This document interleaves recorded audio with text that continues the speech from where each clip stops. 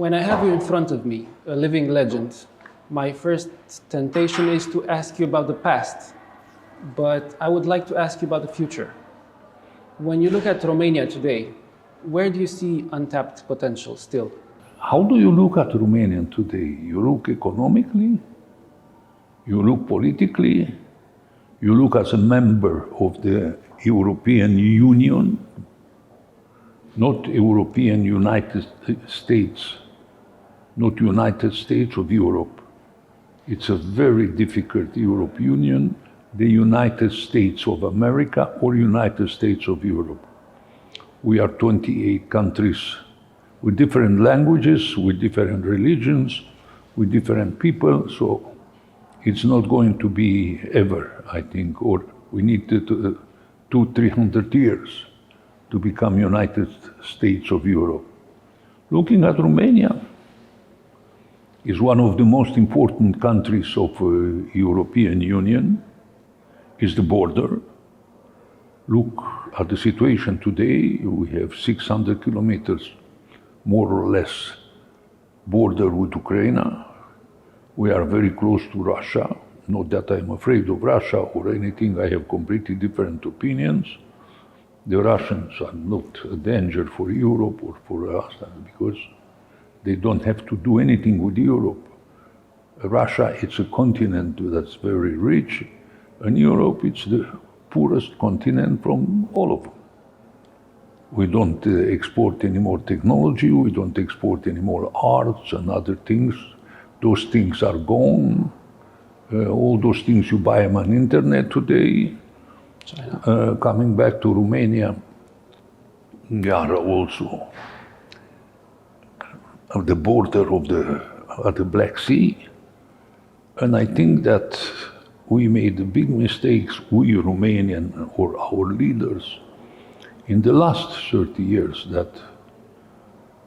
or 25, that we are part of European Union, to make Brussels understand the importance of Romania.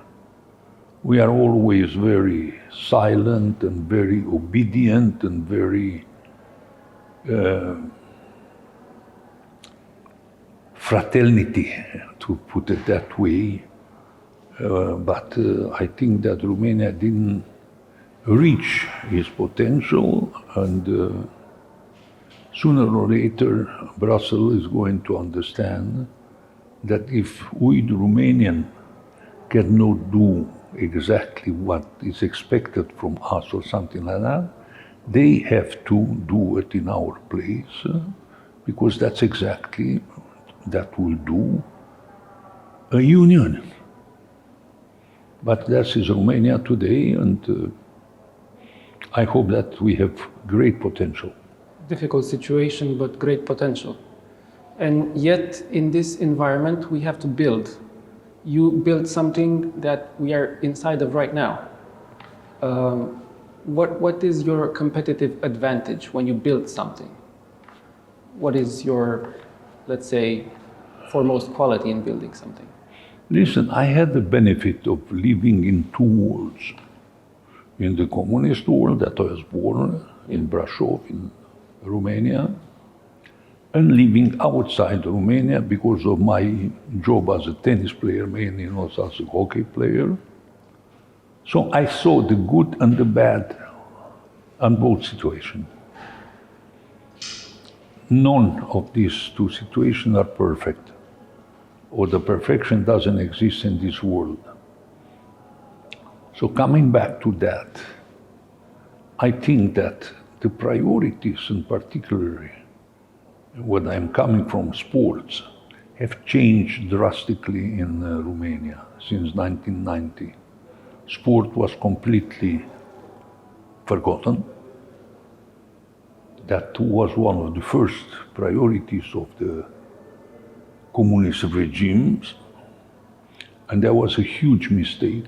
A huge mistake.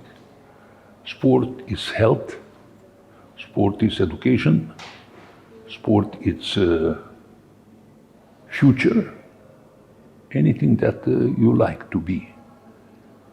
So coming back, what you do building in Romania, You have to understand which Romania. We are talking about a country that in 1939 was in the top 4 or 5 countries of Europe. Everybody recognized that. For us, those 30, 40, 50 years of communism pull us back a lot. And we are suffering even today, but it's our fault. Not only fault of the Brussels and so on and so forth. It's our fault because we have not had the courage to stand up. Because not everything is perfect, how I say before. And today in the European Union are countries of 4 different dimensions. If you take Germany, France, ex-England that was there and so on and so on. Then comes Italy, Spain, the Nordic countries and so on and so on. Then comes the ones that emerged with us, like Poland and Croatia, that they are more advanced. Then you have Romania, Bulgaria, Serbia that is not yet in, and I don't know why, and so on and so on. The Balkan countries. And that's what it is, the situation today. Building today in Romania, starting with a building, finishing with a school, finishing with universities and so on. Romania is a very talented nation, from A to Z. Look at sports. Nadia Comaneci doesn't exist anywhere else in the world. And Năstase or Halep, even in a sport that is completely at random in Romania. It's not a basic sport because we don't have 500,000 tennis players or something like that. Probably we have about 50,000 or not more than that.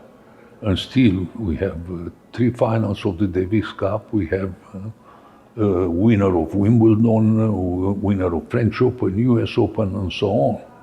We have a very talented people in Romania, but the basics, we don't have it because we don't have, we didn't seed. And you don't seed, you cannot harvest. Nothing will grow. It's as simple as that.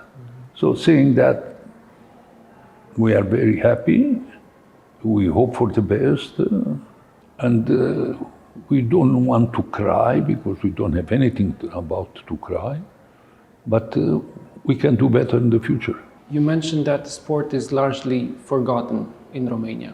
We have figures like David Popovici who succeeded against all odds, like Nadia Comaneci and all others. But yet, sport... You're talking again about another exception. Yes. You know, exception like Popovici and so on, it does exist. And it's going to be in the future as well. But a country, the whole country, doesn't live only on exceptions. You have to have the basics. I am not comparing myself with China. You know, when Raducanu 3 years ago won the US Open, because she's half Chinese, half Romanian, she had in a perfect Mandarin an interview on the Monday after from New York in China, and there were 400 million people looking and hearing what she's going to say. So the next day, there were another 10 million little girls starting playing tennis. So it's automatically normal that in 10 years from those 10 million that it is going to be left only 300,000, 200,000 for. But look what happened with China, because they have 10 girls in the top 100. Why? Because 25 years ago, Na Li, a Chinese, won the French Open. It was enough for them to say, look, this sport is, but on top of everything, China, it's a very, very sportive nation, like Italy in Europe or Germany. They plant a lot of seeds, you can say. But you mentioned that sport is forgotten in Romania, but it is not forgotten here in the club. What was your vision behind building the club, if you can talk about that? If you're talking about Stejarii, Yes. and you're talking about this club, unfortunately, this club was not built for sports. I do my sports. If you go to Otopeni, you see the ice hockey ring that I made. The Olympic swimming pool is going to be ready in 30 days, 40 days. They are working for 2 years now for that. The Nadia Comaneci Hall that we celebrate this year, 50 years since the perfect woman was born in Montreal at the Olympics with that perfect 10. That was the first 10 ever to be in any sports. And we celebrate that, and I make him a tennis hall just for children. And I'm looking only at children from 3-year-old, 2-year-old, until 12-year-old. Because at 12-year-old, if a child did 5 years of that sport, 6 years, 7 years, then he's dedicated. And at that time, he has to go forward, to go to a junior team somewhere, or to do something that is going to continue his sport career. But sitting there, and every year, for example, in ice hockey, there are coming 300 new little children, 3 to 4, 5-year-old. Of course, the year after, from these are left only 30, 40, 50, but another 300 are coming. And that's the rotation, and that's the rhythm, and how you have to proceed with these human beings, because a child today, unfortunately, doesn't have the childhood that I used to have, or anybody that we had to do 10 sports at the same time. And in school we did 6 hours of academics and then 5 hours of sport, and running day and night, and being a normal child. Now is with the computers, with other things, and they forgot that besides your brain and everything else, you have also to take care of your body. And that, unfortunately, in Romania was completely ignored. Right. I would like to come back to the club, to Stejarii. You said it's not about sport specifically, but it's still a special place. What makes it, if you can say, special? If you talk about Stejarii, we have to start with the beginning. And the beginning was 300 apartments that supposedly of a high class, that we did it. And I think that we sold only 1, 2, 3 or something like that. My 3 children bought 1 each, and then Cristi Chivu, coach of Internazionale Milano, On the rise right now. bought 1 and he still have it. And the rest we just rented out. And now with the foundation that we have, the whole property went into funds of the foundation, doesn't belong to me anymore. Then we did the sport location, but the sport location to serve those 2,000 people that they are in those 500 apartments. Then a year and a half ago, we built another 200 more apartments here, and the club is completely filled up, being the fitness room or being the exercise room and so on and so on. With the time, considering that we didn't need a big room upstairs here for meetings and other events, so we split it in 4 things. One is gymnastic for little children, very little children. Another one is judo, another one is taekwondo or sports of Japanese level and so on. And from here, from this glass of water, a drop come here and there out. We have a champion, European champion in jiu-jitsu and sports of that. We had some good judo athletes that they came out of here, because these children are coming every single day here in these little rooms. But then again, we didn't do this for sports, you know, it just happened, and mainly they are the tenants of the apartments here that they send the children here to the kindergarten that we have at the entrance there, And even that kindergarten, we made it with an hour inside, an hour outside. That would be the ideal for a child of 2 years, 3 years old. That it's raining, it's snowing, it's whatever. He had to have a normal life and to learn the first thing in his life is to get up, not to fall down. The fall down, he's going to do that by himself, but he has to learn how to get up and fast and not crying and so on and so on. But that's what we did here, and yes, we have a lot of success. We could keep the quality because that's the main thing here, that we keep the quality. That was in the first day, only tried even to improve it as much we can. You mentioned that the residential project was first, then came the club, and they grew only with the club together. So even if a champion in sports is an exception, people still come. They're attracted to this club, to sports. They want to do sports. How tied in is the concept of well-being to a healthy life, a businessman? Can you be a businessman without being into sports? I don't think I was a talented athlete. I was a very good athlete, very good physically because I had a normal life since I was 2-year-old, 3-year-old, and all my life was sports. But no land, but a lot of work. And I always preferred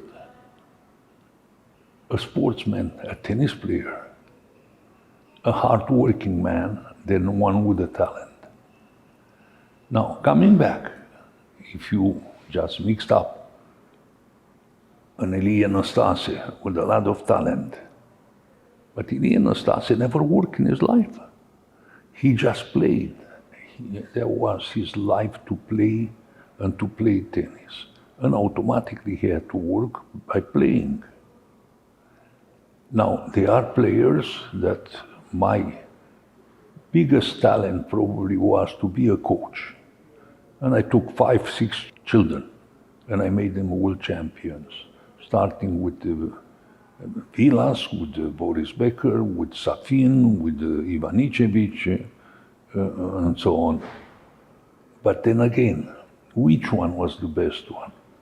Probably Vilas, because with zero talent, 8 hours every day, that player was there, without asking if it's raining, it's snowing, or anything else. He did his job, and he became #1 in the world by different rankings, and he was winner of the Grand Slams, and I think even now he has the record because he had 57 matches won in the row, and in 9 months he lost only one encounter at Wimbledon, and the rest from May to December he won everything. That was the Argentinian Guillermo Vilas. You cannot compare, and you should not compare him with Boris Becker or with Năstase. Năstase had more talent than all of them together, and he has succeeded in a lot of things. Probably those 5 Masters that he won, and French Open and US Open, was a great tennis player and a great personality. Because the personality for an athlete counts as much as his performance. I would like to ask you, it's not in the questions, but I feel compelled to. When I saw the documentary about Năstase, it was mentioned that you never exchanged a word between you two that was not a joke. Would you say that was true? Every human being is different.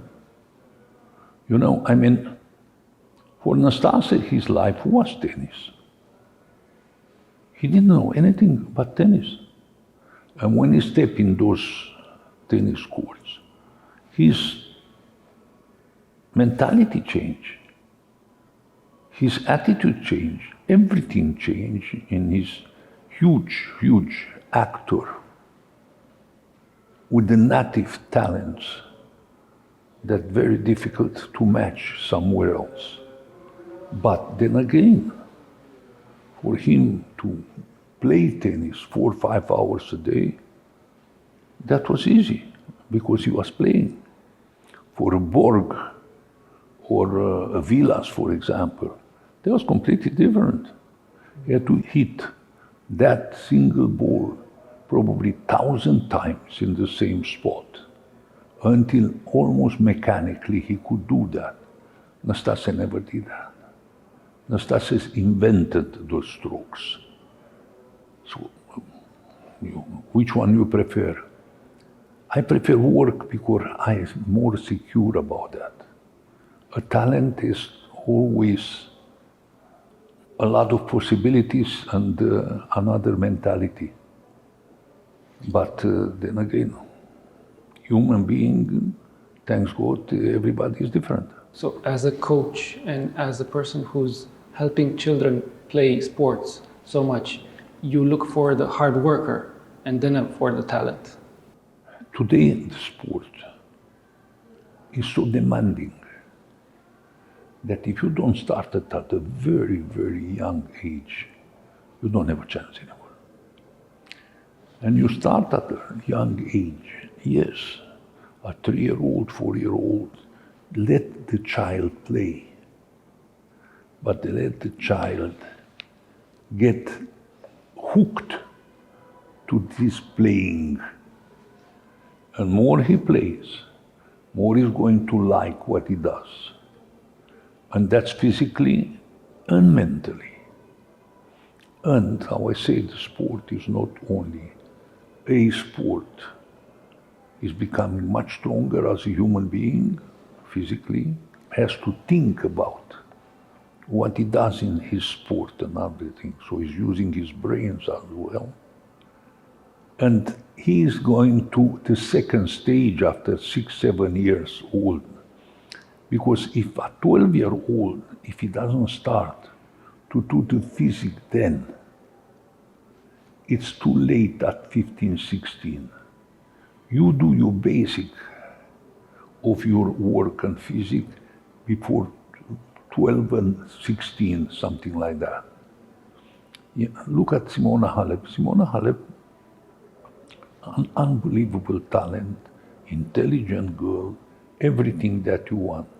But unfortunately, in my book, whoever had her when she was 12, 13, 14, 15, because after 15 she made the decision on her own. But she was used to practice an hour.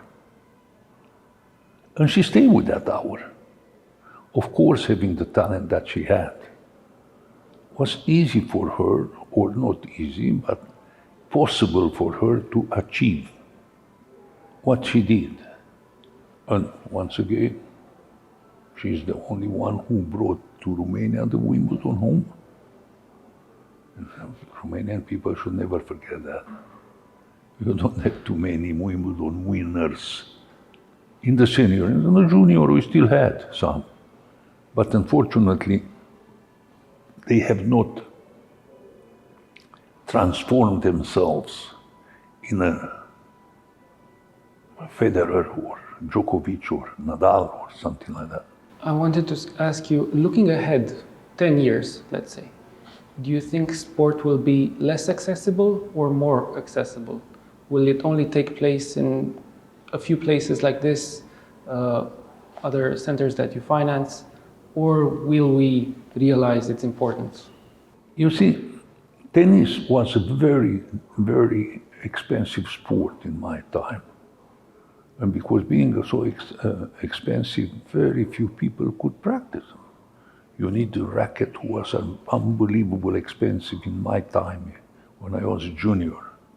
I had to work 1 month to get a salary for 1 month work to buy a racket at that time.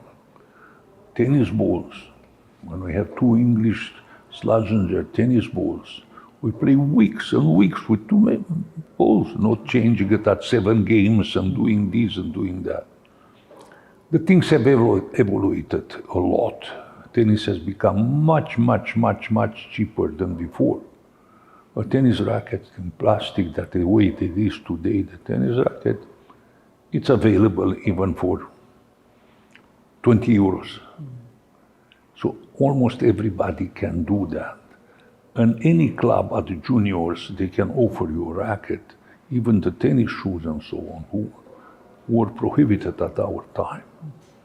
Yes, they are cheaper sport. With one football, you have 22 players, and thank you very much, goodbye. And if you have a pair of shorts that they are green or black or yellow, you can hit tennis football with any shorts or something like that. Yes, after that you need a team uniform if you are good enough, and you grow up in that sport. But sport is not anymore a commodity that it's expensive.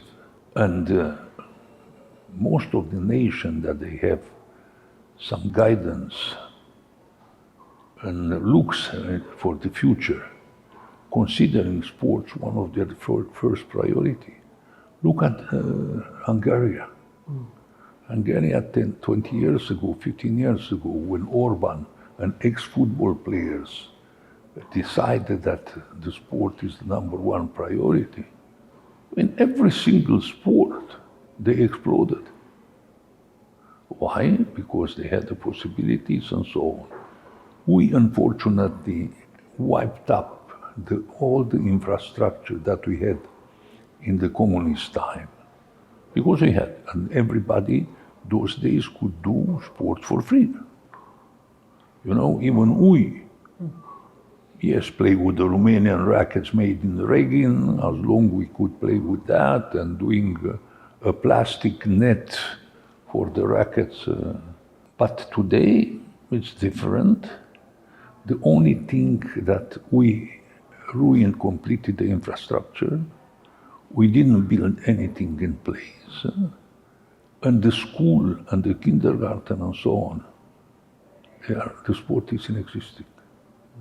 And that it's just to be changed if somebody wants the Romanian nation to be back in year 2000, who the heritage of the era communistic was there at the Olympics in Sydney, where we make 26 medals, 14 gold. And in women gymnastic, we didn't have one opponent, and we were stolen 2 medals with Andrea Răducanu. But that's the situation. And today, if you could talk to the next generation of figures in sport, in business, what would you tell them? Listen, I always say that I was privileged, even in the old communist regime, for only one reason. Because of our sport, I had a passport in my hand.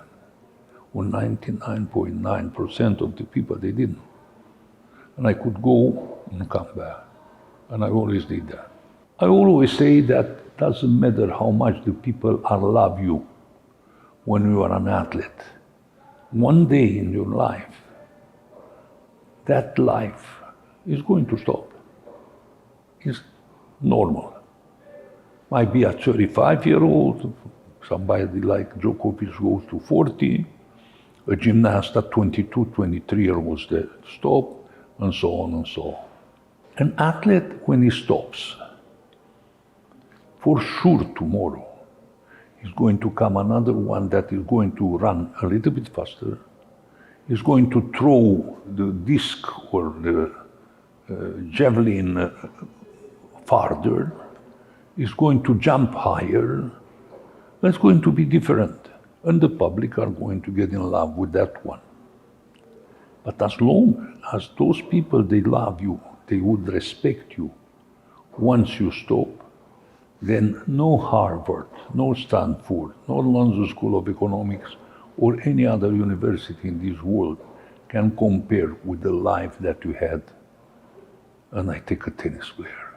Knowing 100 countries, knowing every single big shot that is in this world, economic or political or something like that. And if those guys, even after you stop, doesn't matter what you do, You can be a coach, you can be a commentator, you can be a professor, you can be a science guy, you can be a businessman, a banker, or anything. Anything. Then the contacts are still there, and they are going to answer your phone. But that's the choice of everybody. After you finish, the life just starts. Then you jump into a barrel with ice water. That's called life. It's both an end and a beginning. Okay. Yeah. Thank you so much for sitting down. I thank you.